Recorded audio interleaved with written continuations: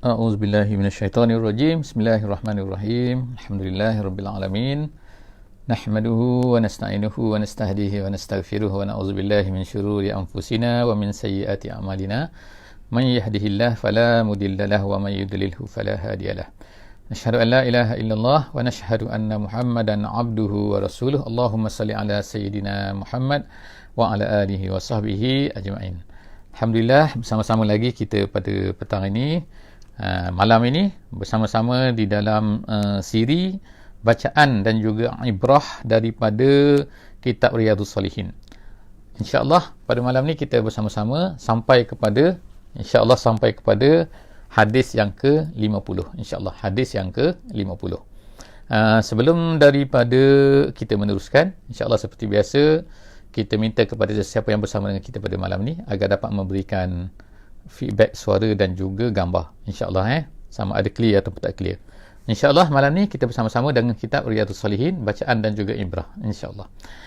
Kita akan baca hadis yang ke-50 pada malam ni, iaitu hadis ini diriwayatkan oleh seorang sahabat Nabi sallallahu alaihi wasallam, iaitu daripada an Ibni Abbasin, daripada Ibni Abbas yang masyhur, Abdullah, iaitu namanya adalah Abdullah Ibn Abbas.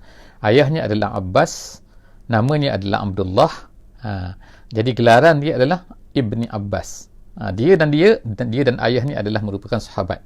Sebab itulah disebutkan di sini radhiyallahu anhuma. Radhiyallahu anhuma.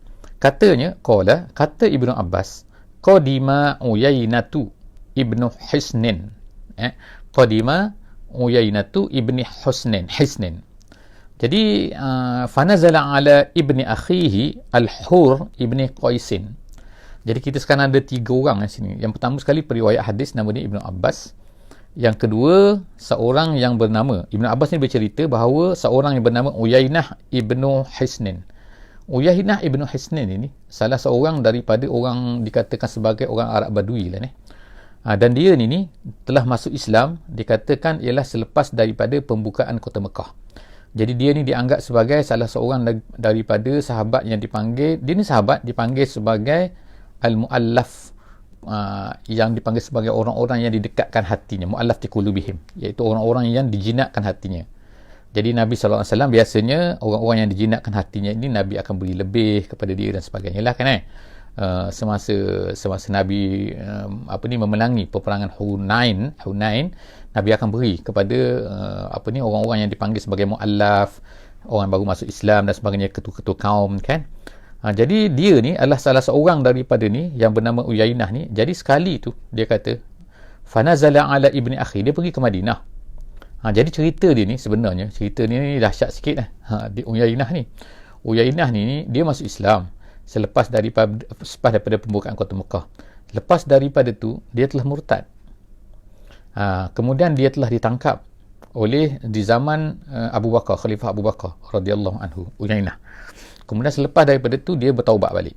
Dia bertaubat dan masuk Islam semula. Lalu Abu Bakar telah membebaskan dia. Jadi maknanya dia masuk Islam, kemudian dia dibebaskan oleh Sayyidina Abu Bakar. Sebab apa? Sebab dia masuk Islam balik, dia dah bertaubat dah, dia murtad, lepas tu dia masuk Islam balik. Kemudian di zaman Sayyidina Umar, ni cerita zaman Sayyidina Umar ni. Jadi dia pergi ke Madinah. Bila dia sampai ke Madinah, ada anak saudara dia, iaitu Ala ibni akhihi. Anak saudaranya nama dia Al-Hur ibni Qaisin. Al-Hur ibni Qaisin. Jadi makna Hur ibni Qaisin ni seorang yang sangat baik kan, sebagaimana diceritakan dalam hadis ni, iaitu dia ni wakana minan nafar allazi yudnihim Umar radhiyallahu anhu. Wakana ni sini adalah apa kita katakan, iaitu orang yang mana dia ni siapa, iaitu anak saudaranya, iaitu Hur ibni Qaisin ni. Dia adalah daripada golongan orang-orang yang didekati mereka ini oleh Umar radhiyallahu anhu. Jadi Umar ini dia telah ada beberapa orang sahabat yang dia ni panggil sebagai orang yang akan bersama-sama sentiasa di dalam majlis dia, majlis pemusyaratan ke. Sebab apa? Dia digunakan oleh Sayyidina Umar untuk mengingatkan. Kalau Umar ni ada silap ke, dia akan ingatkan. Umar lupa ke, dia akan ingatkan. Jadi itulah kerja orang-orang yang dipanggil sebagai ni orang-orang yang yudnihim. Yudnihim makna orang yang didekati oleh Umar radhiyallahu anhu. Wa kana al-qurra. Siapa ni? Ni tadi ni kan, iaitu Hur ibn Qais ni. Hur ibn Qais ni, anak saudara dia ni adalah merupakan wakanal qurra ni, maknanya orang-orang yang hafaz Quran, nombor satu, dan yang keduanya ialah orang yang memahami Quran, sebagaimana disebutkan dalam kitab Dalilul Falihin. Disebutkan bahawa maksud qurra di zaman Nabi ni ialah seorang yang hafaz Quran, dan kemudian yang kedua orang yang memahami Quran. Itu qurra.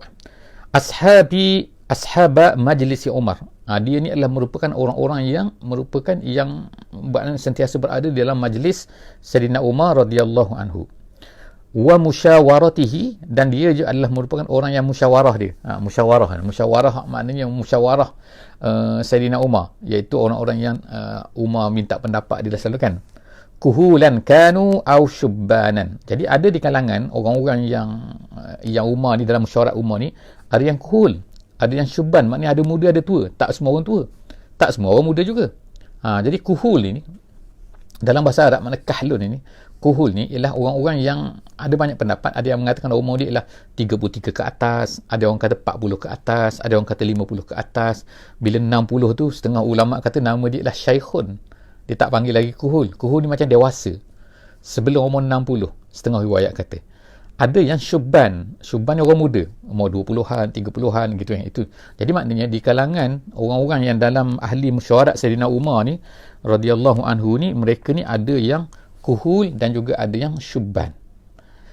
Lalu ni cerita tentang Hur tadi tu, Hur bin Qais, anak saudara kepada Uyainah. Jadi Uyainah ni datang, Uyainah faqala Uyainah, lalu Uyainah pun datanglah ke Madinah ni, libni akhihi, kepada anak saudara dia. Ya bena akhi, dia kata, wahai anak saudaraku, dia kata, laka wajhun inda hazal amir. Dia kata, kau ni ada muka. Ada muka tu maksudnya bukan ada muka, semua orang ada muka kan, tapi maksudnya ialah seorang yang maknanya ada nama, maknanya orang dikenali oleh Sayyidina Umar radhiyallahu anhu. Inda hazal amir, itu iaitu dikenali oleh Sayyidina Umar. Amir tu maksudnya Sayyidina Umar. Fasta'zin li alaihi, kata Uyainah, mintalah izin kepada tu khalifah tu, kepada Amirul Mukminin, aku nak jumpa dia. Fasta'zin li alaihi. Fasta'zana fa'azina lahu Umar. Lalu Amru tadi pun, Amru nama dia kan, kan nama dia, minta maaf, Amru bukan Amru, Hur, minta maaf. Hur ni, Hur bin Qais ni pun mintalah izin kan kepada Sayyidina Umar. Fa'azina lahu Umar. Lalu Umar kata, okeylah, datanglah, jumpa dia, boleh jumpa dia. Falamma, jadi pada masa tu kita kata macam susah nak jumpa kan, bukan susah, tapi sebenarnya adalah kerana dia ni setakut sebenarnya kan. Uyainah ni dia takut nak jumpa, sebab apa, dah lah dia buat salah banyak kan, sebelum dia dah murtad lah sekali, lepas tu masuk Islam balik lah kan, dah lah baru masuk Islam. Lepas tu dia ni pula, dia jufah, dia panggil jufah ni makna orang yang kasar, cara bercakap dia orang macam tu lah nak kata kan. Jadi dia pun minta izin, tak apalah, minta izin. Fasta'zana fa'azina lahu Umar. Lalu Umar pun beri izin kepada dia. Falamma dakhal,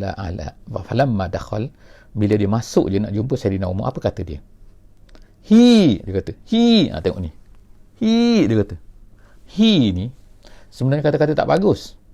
Kata-kata tak bagus, dia kata, macam itulah. Maknanya ungkapan yang ulama-ulama kata dalam bahasa Arabnya, satu ungkapan yang menunjukkan tidak beradab. Maknanya, macam itulah maknanya. Ya benar Umar. Macam itulah maknanya kata-kata yang menunjukkan kepada kasar. Jadi, ya benar Khattab, dia kata. Ibn Khattab. Macam itulah. Fawallahi, dia kata. Apa dia kata? Tengok dia kata. Datang-datang, jumpa-jumpa. Dia kata, fawallahi, demi Allah, ma tu'tinal jazla. Kamu ni tak memberikan kepada kami jazla. Jazla ni pemberian yang banyak maknanya. Kenapa ni kamu beri macam, kenapa beri sikit saja kepada kami ni? Kenapa tak beri banyak? Gitu. Sebab dia dulu muallaf ni, orang-orang tu di zaman Nabi sallallahu alaihi wasallam, mereka ni dapat banyak. Daripada Nabi beri banyak lah kepada mereka ni kan. Jadi lepas tu datang kepada zaman Sayyidina Umar, dia tak tahu kan, zaman berbeza kan. Zaman Nabi dulu sallallahu alaihi wasallam, zaman tu zaman lain. Zaman sekarang Sayyidina Umar ni zaman lain dah. Jadi apa katanya? Dia kata, wala tahkum fina bil adl. Tengok dia tuduh. Nombor satu, dia kata, dia panggil macam tu je. Lepas tu dia kata, kenapa kamu tak beri banyak pada aku? Lepas tu dia kata, wala tahkum, kamu ni Umar, dia kata, la tahkum fina bil adl. Kamu ni hukum tak adil ni, kata ni. Cara kamu ni tak betul ni, kata. Makna tak adil. Pandai pula dia tuduh-tuduh kan. Dia tuduh-tuduh pula Sayyidina Umar tu kan. Wala tahkum fina bil adli. Dia kata, kamu tak menghukum kami ni dengan keadilan. Tak betul lah kamu ni, kata. Faghadiba Umar. Umar marah lah kan. Datang mari jumpa, tengok mari tuduh pula kan. Pada Umar kenal dah dia kan. Faghadiba Umar radhiyallahu anhu. Jadi marahlah Umar, tapi marah dalam kan, dia tak buat apa-apa lagi. Jadi dia kata hatta hamma, sehingga hamma ni maknanya berkeinginan mak dia. Bercadang lah, plan. Maksudnya rasa nak kalau kita kan mari-mari cakap-cakap kata aku tak adil kata kan. Jadi dia rasa macam nak tumbuk lah kata kan. Macam tu kan kalau kita lah kan. Hatta hamma an yuki'a bihi. An yuki'a bihi maknanya nak hempuk kepada dia tu. Rasa nak hentak dia tu, nak balas lah kata kan. Nak hentak dia. Umar ni garang kan. Jadi hatta hamma an yuki'a bihi, sehingga Umar pun bercadang untuk yuki'a bihi. Faqala lahul hur. Jadi pada ketika tu Hur pun berkata. Hur tu anak saudara dia tadi tu. Anak saudara kepada Uyainah tu. Dia kata apa? Dia kata, ya Amirul Mukminin, dia kata.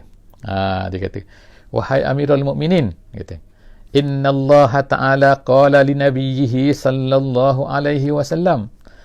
Umar, kau dengar tak apa yang Nabi sallallahu alaihi wasallam pernah kata kepada Nabi dia? Iaitu Quran lah. Itu. Jadi dia pun bacalah ayat Quran. Ayat Quran apa? Iaitu daripada surah Al-A'raf ayat 198. Apa kata ayat Quran tu? Ayat Quran tu kata apa? A'udzubillahi minasyaitonirrajim. Ni dia baca kan? Dibaca oleh Hur tadi tu kepada Sayyidina Umar yang tengah nak marah-marah tu. Nak hempuk kepala Uyainah tadi tu. Kita kata dah nak hempuk kepala, maknanya bercadang nak mentam tu kan. Kata Hur, khuzil al-afwa. Khuzil afwa. Ambillah kamu afwa. Afwa tu maknanya ialah kemaafan. Bil urfi, dengan baik. Wa a'rid, dan hendaklah kamu berpaling. Maksud berpaling ni jangan hirau sangatlah, gitu kan. Bukan berpaling lari, tapi maksudnya jangan hirau, jangan ambil hati sangatlah. Anil jahilin, jangan ambil hatilah terhadap orang-orang yang jahil. Orang-orang yang tak tahu benda ni. Jadi kata Hur, dia kata wa inna haza minal jahilin. Yang dalam Quran sebut tu kan, wa'arid anil jahili tu, ni dia kata ni orang jahil ni sebenarnya. Sapi Uyainah dia kata kan. Maknanya dia beritahu kepada Sayyidina Umar, ni Uyainah ni termasuk dalam jahilin ni. Yang Allah SWT suruh kata wa'arid anil jahili ni. Ini dia, orang jenis dia kan. Dia kata wallahi. Lalu kata wallahi ma jawazaha Umar hina talaha. Jadi kata Ibnu Umar, demi Allah, ma jawazaha Umar hina talaha. Bila Hur dah baca ayat tadi tu kan, khuzil afwa wa'mur bil urfi wa'arid anil jahilin tu, apa dia kata? Umar tak melangkawinya. Maknanya ma jawazaha Umar tak melanggarinya kan. Hina talaha, ketika Hur tu baca ayat tu. Jadi bila kita Hur baca ayat tu, dia pun tak, dia stop lah, maknanya tak jadilah. Cancel, tak jadi, nak pukul hapuk tadi tu. Wa kana waqafan tu daripada waqafa tu makna berdiri, waqafa tu makna stop. Jadi maknanya Umar, dia kata Umar ni waqafan ni, waqafan tu makna stop situ, inda kitabillahi ta'ala. Bila dibaca kitab Allah, maknanya Umar tak langgar lah. Maknanya sebab apa kan? Ni ayat Quran kan, takkan Umar nak langgar. Itulah dia kesimpulan daripada hadis ni. Hadis ini diriwayatkan oleh Imam Bukhari. Jadi apa kesimpulan daripada hadis ni? Ulama-ulama sebut daripada hadis ni ialah bahawa Uyainah ni seorang yang memang cara dia bercakap tu tak beradab. Bercakap kepada seorang sahabat yang hebat seperti Umar, dah pernah tuduh-tuduh pula kan, main tuduh-tuduh pula kan. Tak tahu apa benda betul ke tak betul, tuduh-tuduh main tuduh kan, mari-mari cakap-cakap tuduh-tuduhan. Jadi nasib baiklah ada Hur tu, kalau tak dia belasah kan oleh Sayyidina Umar yang garang tu kan.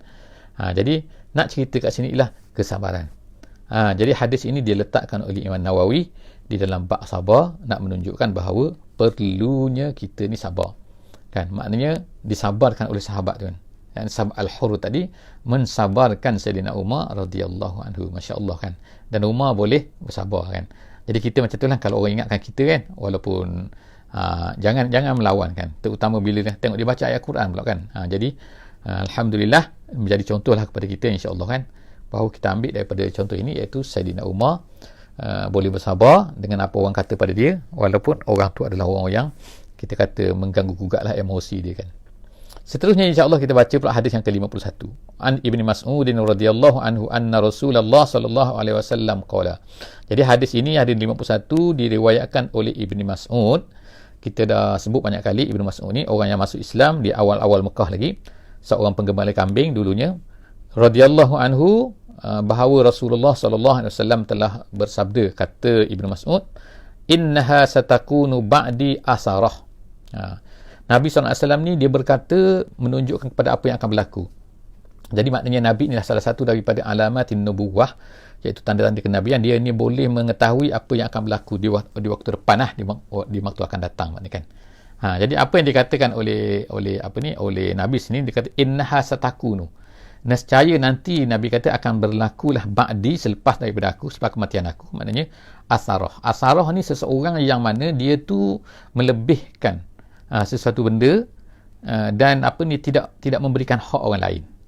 Orang yang lain sepatutnya berhak, dia tak bagi, tapi dia ambil kepada dia lebih daripada orang lain tu kan. Biasanya orang yang buat macam ni adalah orang yang menjadi ketua, sebab dia nanti kita akan baca hadis selepas benda ni. Apa kaitan dia dengan asarah ni, dengan keketuaan. Orang yang jadi ketua biasanya dia akan gunakan kedudukan dia tu untuk dia ni mengambil peluang untuk melebihkan diri sendiri daripada orang lain. Itu nama dia asarah, melebihkan diri orang lain. Jadi wa umurun tunkirunaha, kemudian Nabi kata ada perkara-perkara yang banyak yang kamu tak akan setuju. Tak akan setuju maknanya tak betul lah, kamu mengingkarinya. Qalu, lalu sahabat-sahabat pun bertanya, ya Rasulullah, fama ta'muruna. Jadi ya Rasulullah, kalau berlaku demikian, apa yang kamu nak suruh kami? Kamu nak perintah apa ya Rasulullah dalam keadaan macam tu? Fama ta'muruna. Qala, kata Nabi sallallahu alaihi wasallam, tu'adduna al-haqqa allazi alaikum wa tas'aluna Allaha allazi lakum. Jadi Nabi sallallahu alaihi wasallam nasihat macam ni. Bila keadaan ni berlaku kan, ada orang yang dah tak beri hak kepada kita, yang sepatutnya bukan hak dia diambil kan. Nabi suruh macam mana?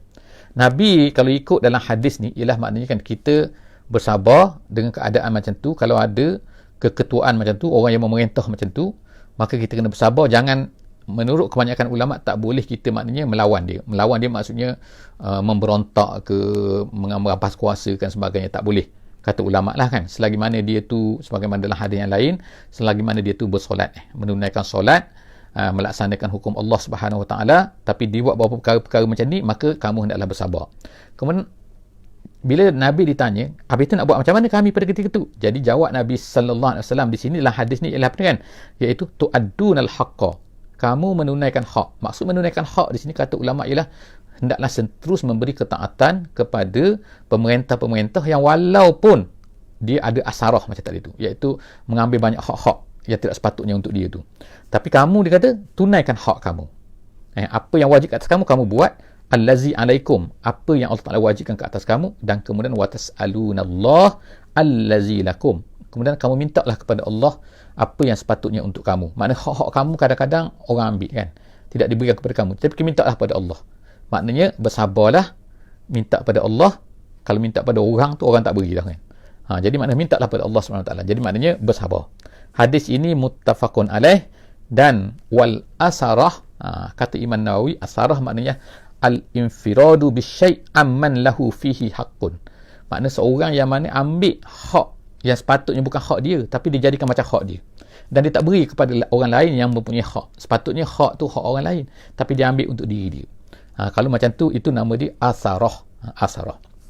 InsyaAllah hadis seterusnya kita baca lagi, iaitu hadis yang ke-52 insyaAllah. Hadis ini diriwayatkan daripada Abi Yahya, gelaran dia, nama dia Usaid bin Hudayr.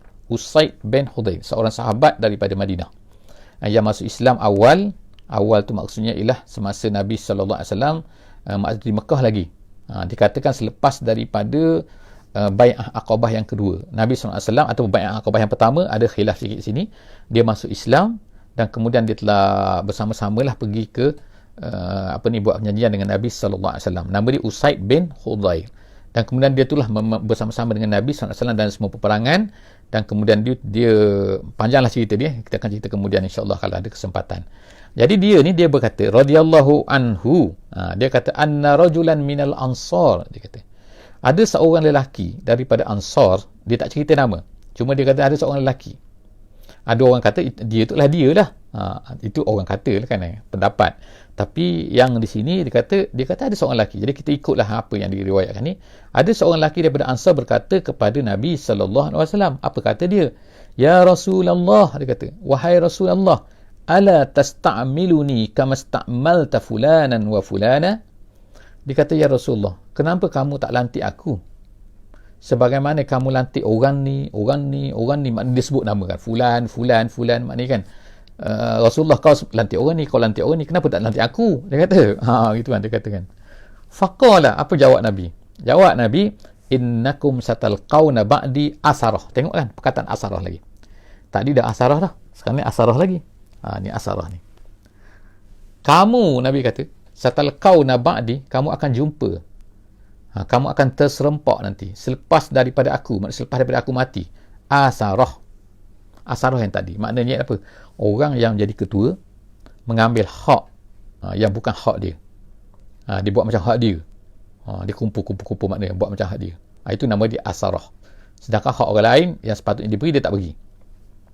Fasbiru. Jadi Nabi SAW kata, bila berlaku macam tu, hendaklah kamu bersabar. Hatta talqauni, sehinggalah kamu akan berjumpa dengan aku. Alal haudi, di atas haud. Nanti kita akan berjumpa di haud. Haud ni maknanya ialah satu kolam yang di dalam syurga tu kan. Yang di dalam di mahsyar, di mahsyar maknanya orang yang dapat minum haud ni akan masuk syurga. Gitu kan. Haud ni dia panggil haud firdaus, setengah-setengah tu kata. Jadi apa kesimpulan daripada hadis ni ialah apa? Ulama-ulama berbincangkan apa kaitan di antara tasta'miluni dengan asarah. Apa hubungan dengan pelantikan seorang ketua? Dia tanya soalan ni, kenapa kau tak lantik aku? Ya Rasulullah. Tiba-tiba Nabi jawab apa? Nanti kamu akan jumpa selepas daripada aku mati ni, asarah. Apa kaitan asarah pula dengan menjadi ketua? Jadi ulama-ulama kata macam ni. Ulama kata, orang yang menjadi ketua ni, biasanya akan berlakulah asarah. Asarah ni ialah akan dilakukan oleh orang yang tak betul-betul jaga. Bila dia jadi ketua, dia akan ambil hak yang bukan hak dia. Sebab dia dah ada kuasa. Ada kuasa sign ke, ada kuasa apa, tak kira lah kan dia cakap orang dengar.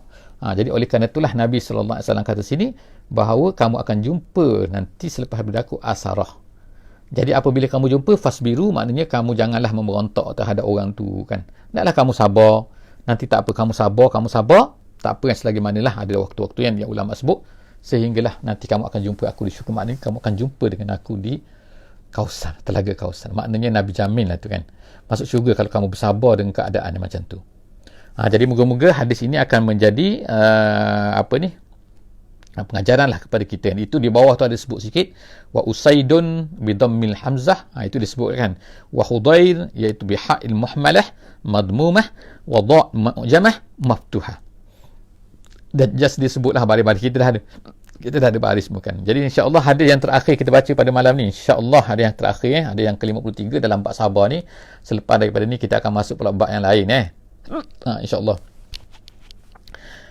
Hadis diriwayatkan daripada Abi Ibrahim Abdullah ibni Abi Aufa radhiyallahu anhuma. Jadi kita tengok radhiyallahu anhuma, maknanya dia dan ayahnya adalah merupakan sahabat. Jadi ni sahabat ni banyak riwayat hadis sebenarnya, Ibrahim ni. Abdullah bin Abi Aufa. Cuma kita tak biasa dengar dia kan. Dia ni gelaran dia ialah Abi Ibrahim. Dia kata anna Rasulullah sallallahu alaihi wasallam fi ba'di ayyamihi allati laqiya fihi al-adu. Ini dia cerita, dia kata dalam satu peperangan. Maknanya dia pernah lah bersama dengan Nabi sallallahu alaihi wasallam dalam satu peperangan. Nabi ni dia kata allati laqiya fihi al-adu, ketika nak berjumpa dengan musuh maknanya dalam satu peperangan, bila tiba nak berjumpa dengan musuh, nak berlaku peperangan, intazara hatta iza malatis syams. Nabi SAW tunggu sehingga gelincir matahari. Ada ulama kata, kenapa tunggu gelincir matahari baru nak pergi nak perang? Kerana dia kata supaya tak kuat panas. Sebab masa tu musim panas sangat. Jadi nak tunggu macam sejuk sikit. Sebab kalau tengah-tengah matahari panas tu, dia akan panas sangat kan. Jadi kesian kepada para sahabat lah. Itu setengah kata Nabi menunggu datangnya isyarat daripada Allah Subhanahu Wa Taala lah kan, untuk menang dalam peperangan tersebut. Itu adalah pendapat-pendapat ulama lah. Tapi yang kita cerita yang penting sini ialah apa? Sehinggalah Nabi tunggu sehingga gelincir matahari. Malatis syams. Qama fihim. Lalu Nabi pun berdiri pada mereka, lalu Nabi pun berceramah. Apa ceramah Nabi? Ya ayyuhan nas. Nabi kata, wahai manusia. La tatamannau liqa'al adu. Janganlah kamu ni bercita-cita untuk berjumpa dengan musuh. Maknanya, jangan bercita-cita nak perang. Maknanya kita datang ni bukan nak berperang. Kita datang ni ialah nak menyebarkan Islam. Maknanya kalau dapat sebarkan Islam, itulah yang terbaik. Perang ni terpaksa. Kita terpaksa berperang. Jadi sebab itulah, jangan kamu bila keluar tu kira nak bergaduh, nak berjumpa dengan musuh, nak berjumpa dengan musuh. Jangan, Nabi kata, la tatamannau, jangan bercita-cita nak berjumpa dengan musuh. Was'alullah al-afiyah. Mintalah daripada Allah al-afiyah, maknanya keselamatan, kesejahteraan, tak ada masalah kan. Itu minta pada Allah kan. Kita minta lah orang-orang masuk Islam kan. Tapi maknanya kita minta supaya afiah kan, selamat. Itu yang penting kan. Perang tak perang ni bukan penting. Penting. Perang ni kena, maknanya kalau terpaksa kena perang lah. Tapi bukanlah maknanya itu kehendak kita kan. Jadi Nabi SAW kata was'alullah al-afiyah. Mintalah daripada Allah al-afiyah, keselamatan, kesejahteraan. Fa'iza lakitumuhum fasbiru. Tapi ingat, bila kamu berjumpa dengan musuh, hendaklah kamu bersungguh-sungguh bersabar. Maknanya jangan lari pula. Mentang-mentang kata nak minta al-afiyah, takut kontradik. Bila minta afiyah, bila dapat musuh lari. Tak boleh. Tak boleh macam tu. Jangan lari, kena sabar. Lawan lah maknanya kan. Kau dah berjumpa musuh. Wa'lamu, Nabi kata, wa'lamu annal jannata, sesungguhnya syurga itu tahta zilalis suyuf, di bawah naungan pedang. Maksud Nabi ni, di bawah naungan pedang ni maknanya apa kan? Maknanya kalau kamu ni kan, kalau kamu dah terpaksa berperang, kamu kena pergi berperang kan? Sebab apa? Dengan perang itu kamu akan dapat masuk syurga kan. Maknanya kamu lari tak boleh. Kamu lari masuk neraka kan. Jadi kamu kena lawan kan. Bila dah terpaksa perang, kena pergi perang.